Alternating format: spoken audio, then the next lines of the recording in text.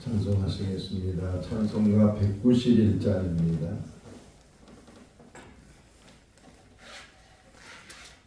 찬송가 191장. 내가 매일 기쁘게 순례의 길에 가면 주의 팔이 나를 안보함이요. 내가 주의 큰 복을 받는 참된 비결은 주의 영이 함께함이라. 성령이 계시네. 할렐루야 함께하시네. 좁은 길 걸으며 만나 기뻐하는 것 주의 영이 함께하니라. 전에 죄에 빠져서 평안함이 없을 때 예수 십자가의 공로 힘입어 그 발 아래 엎드려 참된 평화 얻음은 주의 영이 함께함이라. 성령이 계시네. 할렐루야 함께하시네. 좁은 길 걸으며 만나 기뻐하는 것 주의 영이 함께함이라. 나와 동행하시고 모든 염려하시니 나는 숲의 새와 같이 기쁘다. 내가 기쁜 마음으로 주의 뜻을 행함은 주의 영이 함께함이라. 성령이 계시네. 할렐루야 함께하시네. 좁은 길을 걸으며 만나 기뻐하는 것 주의 영이 함께하니라. 세상 모든 욕망과 나의 모든 정욕은 십자가에 이미 못을 박았네. 어두운 밤이 지나고 무거운 짐 벗으니 주의 영이 함께하니라. 성령이 계시네. 할렐루야 함께하시네. 좁은 길을 걸으며 만나 기뻐하는 것 주의 영이 함께함이라. 잠언 1장 20절에서 33절 말씀입니다. 잠언 1장 20절에서 33절 말씀. 지혜가 길거리에서 부르며 광장에서 소리를 높이며 시끄러운 길목에서 소리를 지르며 성문 어귀와 성전에서 그 소리를 바라여 이르되 너희 어리석은 자들은 어리석음을 좋아하며 거만한 자들은 거만을 기뻐하며 미련한 자들은 지식을 미워하니 어느 때까지 하겠느냐. 나의 책망을 듣고 돌이키라. 보라, 내가 나의 영을 너에게 부어주며 내 말을 너에게 보이리라. 내가 불렀으나 너희가 듣기 싫어하였고 내가 손을 폈으나 돌아보는 자가 없었고 도리어 나의 모든 교훈을 멸시하며 나의 책망을 받지 아니하였은즉 너희가 재앙을 만날 때에 내가 웃을 것이며 너희에게 두려움이 임할 때에 내가 비웃으리라. 너희의 두려움이 광풍같이 임하겠고 너희의 재앙이 폭풍같이 이르겠고 너희에게 근심과 슬픔이 임하리니 그때에 너희가 나를 부르리라. 그래도 내가 대답하지 아니하겠고 부지런히 나를 찾으리라. 그래도 나를 만나지 못하리니 대저 너희가 지식을 미워하며 여호와 경외하기를 즐거워하지 아니하며 나의 교훈을 받지 아니하고 나의 모든 책망을 업신여겼음이니라. 그러므로 자기 행위의 열매를 먹으며 자기 꾀에 배부르리라. 어리석은 자의 태보는 자기를 죽이며 미련한 자의 안일은 자기를 멸망시키려니와 오직 내 말을 듣는 자는 평안히 살며 재앙의 두려움이 없이 안전하리라. 아멘. 할렐루야. 사람들이 추구하는 것이 행복인데 그 행복이 어디 있을까? 어떤 사람은 저 산 너머에 있다 그러고 어떤 사람은 강을 건너 가야 있다고 하고 그래서 많은 사람들이 그 행복을 찾기 위해서 높은 산을 올라가기도 하고 또 큰 강을 지나가기도 하고 흔히 행복을 가리키는 말 중에 하나가 파랑새라는 그런 의미 속에서 사람들이 파랑새를 찾기 위해서 이곳저곳을 새니까 날아다니잖아요. 그러니까 이곳저곳을 다녀봐도 어디를 가도 그 파랑새를 찾지 못하고 또 발견하지 못하는데 그런데 집에 돌아와 보니까 집 안에 파랑새가 있더라. 그러니까 행복이라는 것은 저 멀리 있는 것이 아니고 가까이 있는 것이고 우리 삶 속에 있는데 사람들은 그것을 보지 못하니까 행복이 바로 자기 눈앞에 있고 자기와 함께 있는데도 불구하고 그것을 보지 못하니까 그것을 가지지 못하니까 늘 자기는 불행하다고 생각해. 나는 불행한 사람이다. 나는 불행한 사람이다. 어제도 이제 시간이 돼서 책을 보면서 책 내용 중에 한 문장이 어떤 문장이었냐면 과거에 얽매이지 말고 현실에 충실하라. 과거에 뭐 잘 나가고 저 어렸을 때 저희 아버지 찾으러 대포집에 가면 이제 저희 아버지가 있나 없나 보는 거예요. 그 대포집에 가면 아저씨들이 이렇게 둥그란 탁자에다 막걸리 갖다 놓고 깍두기 그 위에 올려놓고 왜 나무젓가락 두드리면서 왜 노래도 하기도 하고 그러는데 흔히 그러잖아요. 거기서 대화하는 내용을 들어보면 왕년에 내가 과거에는 어땠다고 이렇게 말하는 사람들이 많이 있었는데 물론 과거에 잘된 사람이 있고 과거에 뭐 성공한 사람이 있고 그러지만 현재가 중요하잖아요. 그러니까 우리 현재 속에서 우리의 삶이 어떤 삶인가 하는 것을 잘 깨닫고 이 삶이 우리는 실패한 삶이 아니고 불행한 삶이 아니고 내 인생 속에서 가장 행복한 시간이고 행복한 삶이다. 오늘이 바로 그 행복이다 하는 그런 마음을 가지고 하루하루를 살면 그 사람은 행복한 사람이에요. 제가 청년 때 그러니까 한 45년 이상 됐는데 어느 교회 목사님이 우리 교회 오셔서 헌신 예배 말씀을 전하는데 그때 그 말씀이 지금도 기억해. 처음 그 목사님이 오셔서 우리 교인들한테 질문을 하는 거예요.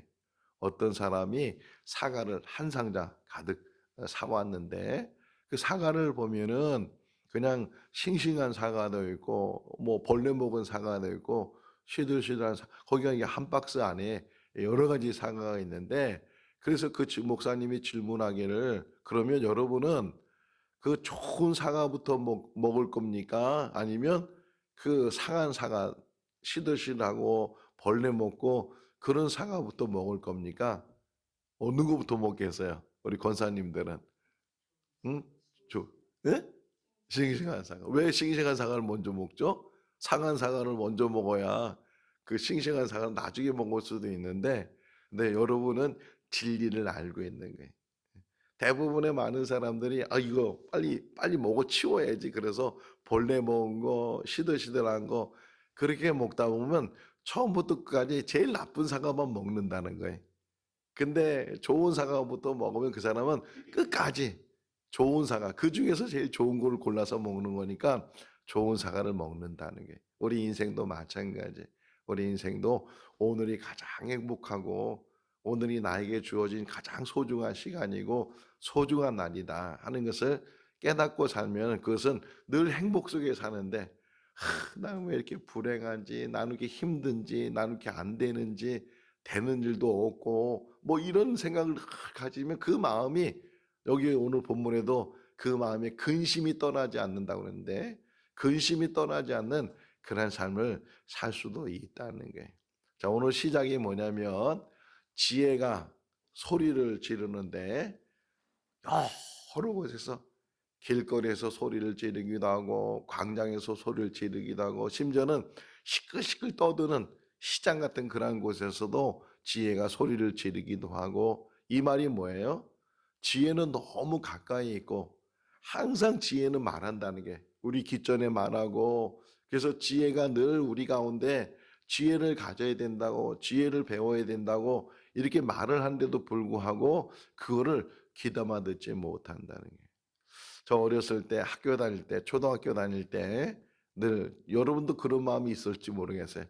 빨리 어른이 되고 싶고 빨리 학교 안 가고 싶다. 너무 공부가 지겹고 그런 어릴 때 그런 마음이 생겨서 빨리 어른이 되면 이제 학교도 안 가니까 그런 마음이 있었는데 제가 목회를 하면서 이제까지 살아오면서 또 말씀을 전하면서 깨달은 게 뭐냐면 학교 공부를 다 마친 그 순간부터 진정으로 배우는 시간이다. 그러니까 배움이라는 것은 학교에서 배우는 것으로 끝나는 것이 아니고 그것은 이제 시작일 뿐이고 정말 인생은 죽을 때까지 배우는 거예요.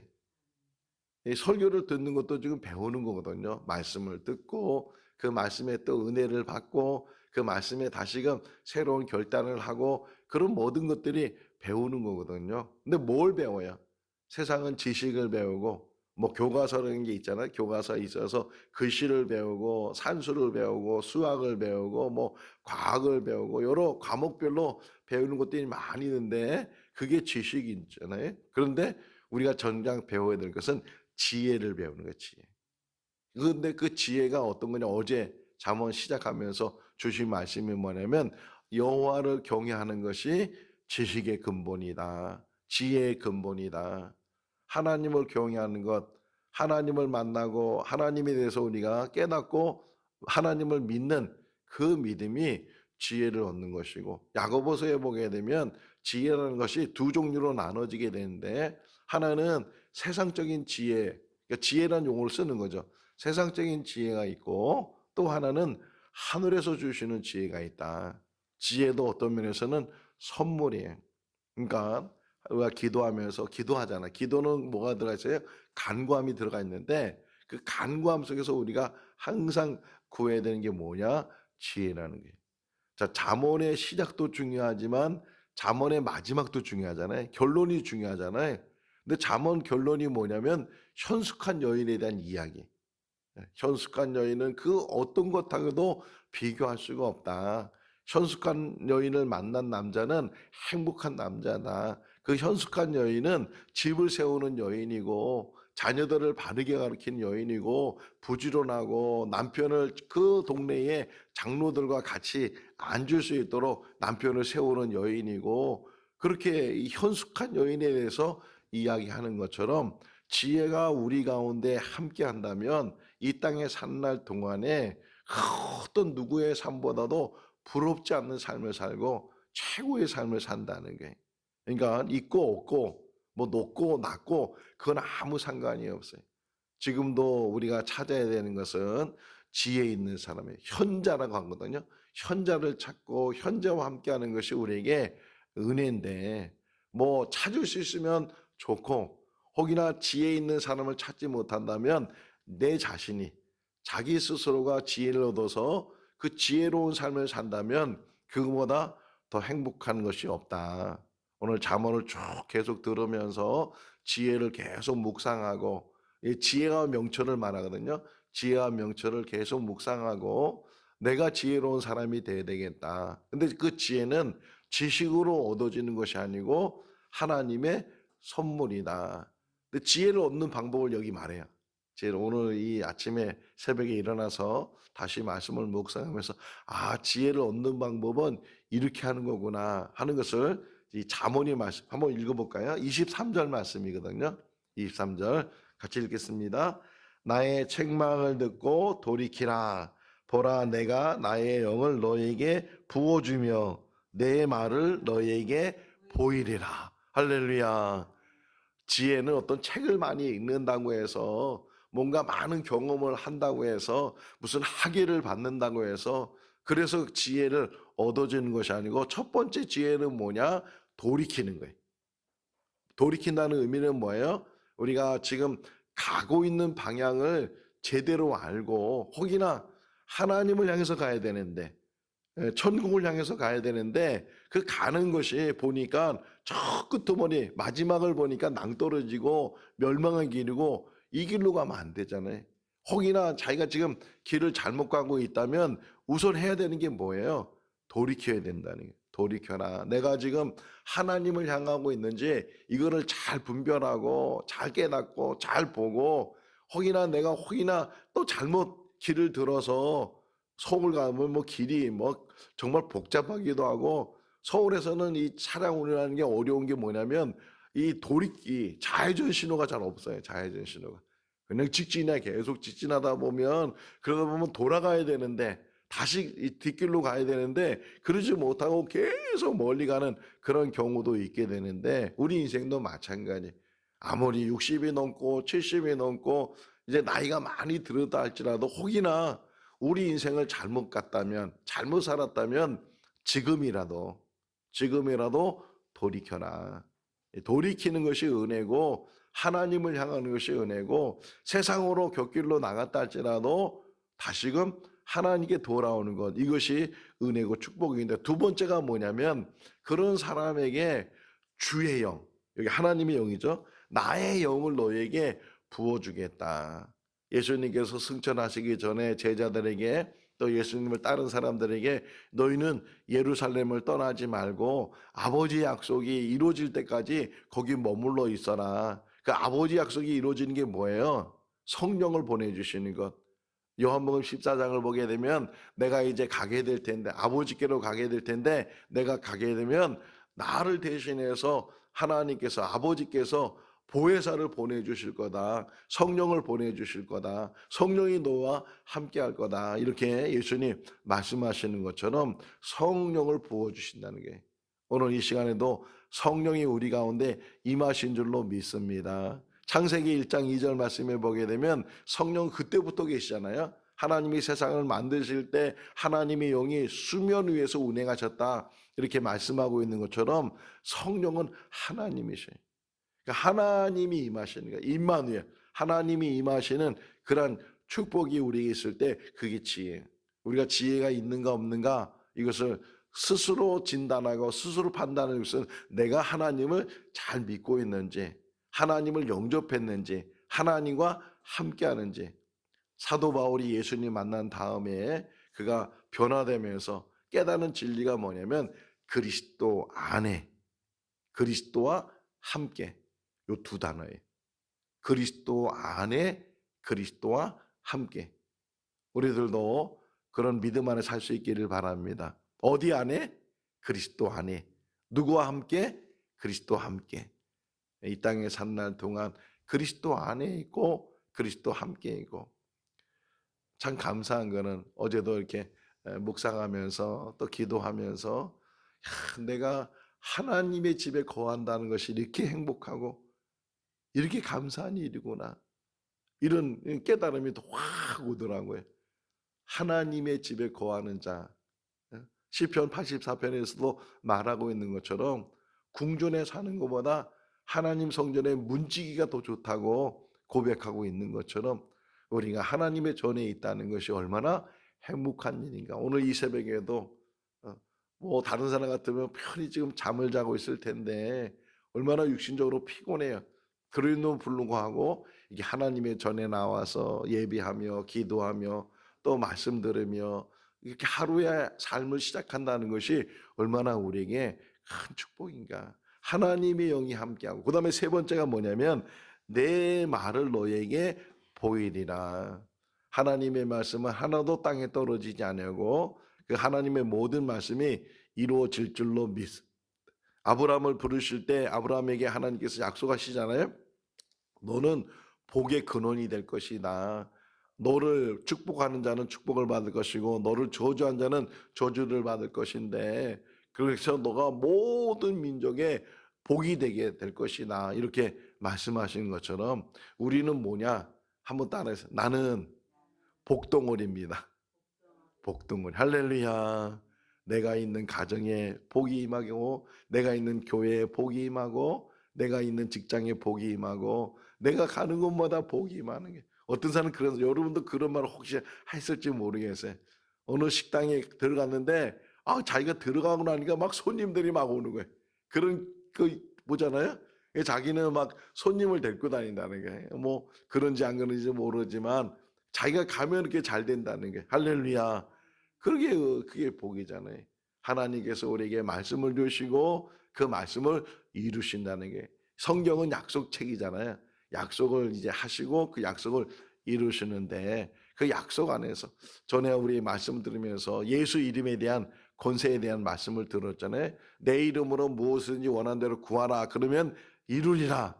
이 약속을 붙들고 기도하잖아요. 우리 기도할 때 주님의 이름으로 기도합니다라고 말하는 그 이유가 이 약속 때문에 내 이름으로 구하라 그렇게 말씀하신 것을 믿고 주님의 이름으로 구하니까 믿고 구하는 것은 뭐라 그래요?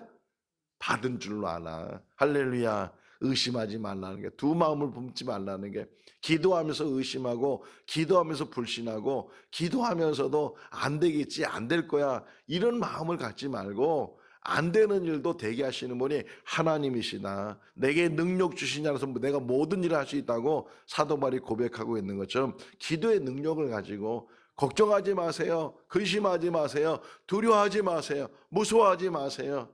왜? 우리에게는 주님의 이름이 있으니까 주님의 능력이 있으니까 하나님이 살아계신데 그 하나님이 우리를 굽어 살포시고 하나님이 이제까지 이곳까지 인도하셨는데 오늘 또 새벽에 일어나서 제 방에 가서 기도하고 말씀 묵상하고 저는 이렇게 책꽂이를 둘러봐 너무 좋아. 이게 책이 다 보이니까 너무 좋아. 그래서 한 권 책을 봤어요. 한 권 책이 뭐냐면 50이 넘어서 주저앉지 말라는 게 주저앉지 말고 이제 나는 이제 너무 나이가 많아. 나는 이제 끝났어. 이런 생각하지 말라는 게 우리 인생은 끝이 없어요. 끝났다고 생각하는 그 자리가 다시 시작하는 자리고 사람으로서 끝난다 할지라도 하나님은 그 자리에서 시작하시는 분이 하나님이셔요. 이스라엘 백성들이 애굽에서 나와서 그들이 닥쳐진 게 뭐예요? 홍해 앞에 서가지고서 아니 가보니까 이제는 길이 없는 거예요. 저 홍해를 어떻게 건너가요? 뒤에는 또 바라고 보낸 병거들이 쫓아오고 있고 앞에는 홍해가 가로막고 있고 흔히 말하는 진퇴양난의 그러한 환경 속에서 원망하기 시작하고 애통해하면서 왜 우리 여기서 죽이냐고 여기 왜 우리가 여기서 무덤을 만들려고 하냐고 왜 우리를 애굽에서 끄집어냈냐고 이렇게 모세를 원망하고 심지어는 하나님을 원망할 때 하나님께서 말씀하시잖아요. 너희는 가만히 있어서 내가 하는 일을 보라. 하나님이 하실 줄로 믿습니다. 내가 하지 못하는 일을 하나님이 다 하시는 거예요. 돌이키는 것, 주의 영이 임하시는 것, 주의 말씀을 주는 것. 그런데 이렇게 이게 솔로몬을 통해서 지혜자를 통해서 하나님의 말씀을 우리에게 전해주는 불구하고 그 다음에 보세요. 24절 말씀 보세요. 이렇게 말했는데도 불구하고 24절 읽어볼까요? 내가 불렀으나 너희가 듣기 싫어하였고 내가 손을 폈으나 돌아보는 자가 없었다. 듣기 싫어한다는 게 애들한테 공부해라 공부해라 그러면 그 부모님이 애들한테 공부해라 말은 누구를 위한 거예요? 실제적으로 부모를 위한 거예요? 자녀를 위한 거예요? 근데 그 자녀는 그 말을 어떻게 들어요? 잔소리도 듣고 귀찮아하고 듣기 싫어하고 꼭 똑같아.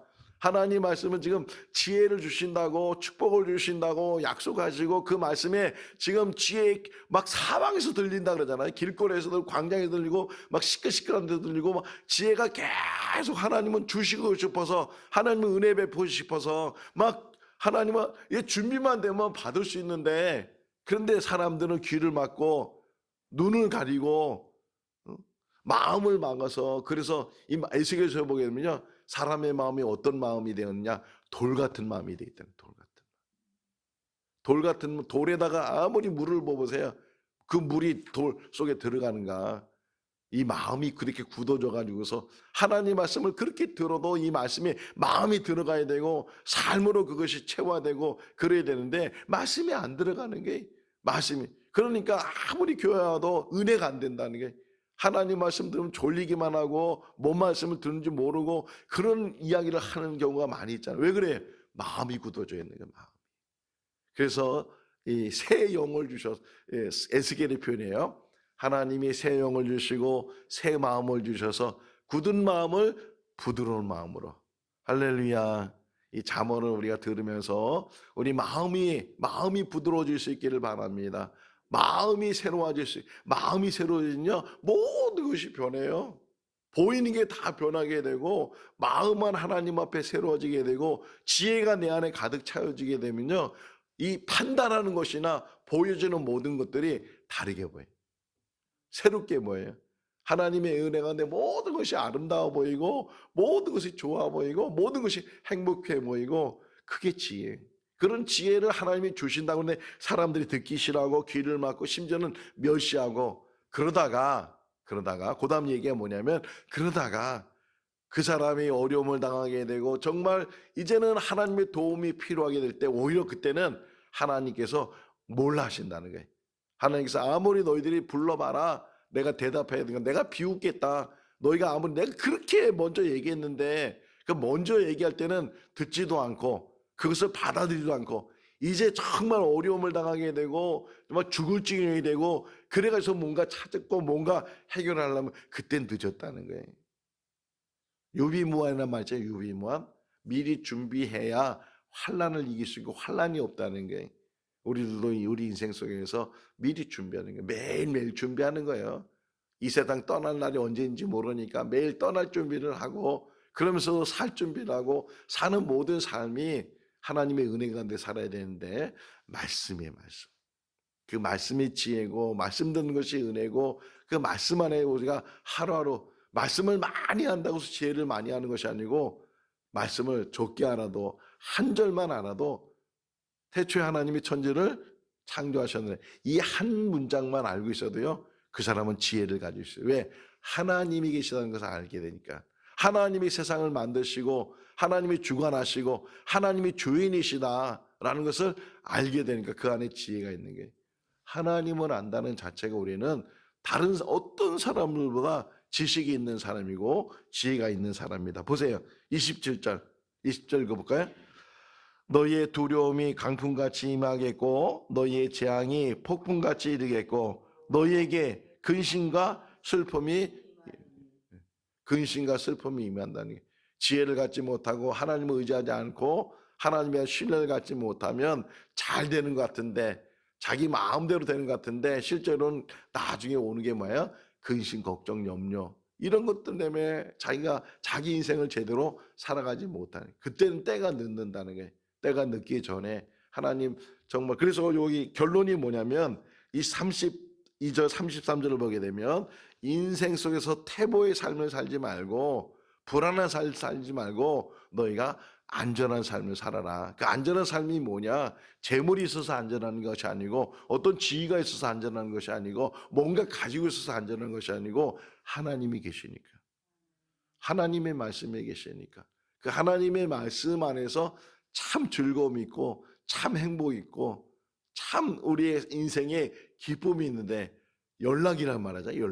연락이 있는데 근데 그것을 깨닫지 못하니까 가지고 있는데도 가지고 있는 것을 깨닫지 못하면서 불행한 삶을 사는 사람이 있고 적은 것이 있는데도 불구하고 그것이 하나님이 주신 선물인 것을 깨달아서 행복하게 사는 사람이 있어요.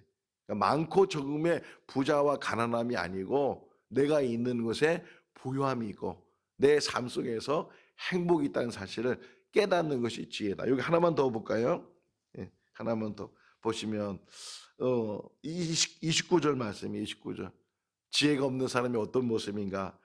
읽어볼까요? 대저 너희가 지식을 미워하며 여호와 경외하기를 즐거워하지 아니한다. 미련한 사람이라는 거예요. 미련한 사람이고 우둔한 사람이고 거만한 사람이고 어리석은 사람이고 그런 사람들은 하나님을 즐거워하지 않는다는 게 반대로 얘기하면 뭐예요? 하나님을 즐거워하는 사람. 창조의 제일 첫 번째 목적은 하나님으로 즐거워하는 거예요. 하나님으로. 내가 믿는, 그래서 하박국이 설명하잖아요. 내가 가진 것 없어요. 포도나무에 열매가 없어요. 무화과나무에 열매가 없고 가시리 없고 외양간에 소가 없고 다 없을지라도 누구로 인해서 즐거운다고요? 여호와로 인해서. 할렐루야. 그 하박국의 노래가 우리의 노래가 될 수 있기를 바랍니다.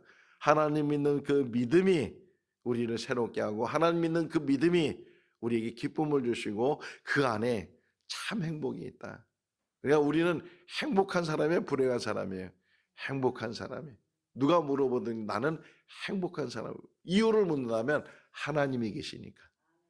그 하나님이 있는 믿음이 우리를 행복으로 인도하고 영원한 그런 기쁨 속에 우리를 인도해 나가실 줄로 믿습니다. 그 믿음 안에서 날마다 승리해 나가는 우리 모두가 다 될 수 있기를 주님의 이름으로 축원합니다. 기도하겠습니다.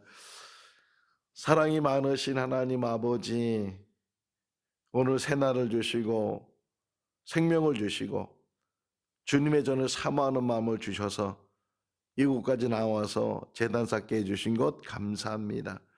이 잠언의 말씀이 다른 누구에게 주는 교훈이 아니고 우리 각자에게 주시는 교훈이고, 또 이 잠언의 말씀을 통해서 하나님이 우리와 만나실 줄로 믿습니다. 돌이키는 자에게 나의 영을 부어주겠다, 내 말을 너에게 주겠다, 주님 약속하셨사오니 주의 성령으로 저희들 임하게 하여 주시옵소서. 주의 말씀으로 우리를 새롭게 해 주시옵시고 말씀 붙들고 나가는 우리들 되게 하여 주시옵소서. 우리는 불행한 사람이 아니고 행복한 사람이고 복받은 사람입니다. 그 복을 누리며 살게 하시고 많고 적음에 의해서 마음 상함이 없게 해주시고 없으면 없는 대로 그것이 나의 만족이 되게 하시고 내가 낮으면 낮은 대로 그것이 우리의 겸손이 되게 하여 주셔서 온유와 겸손 속에서 주님을 닮아가는 삶이 되게 하여 주시옵소서.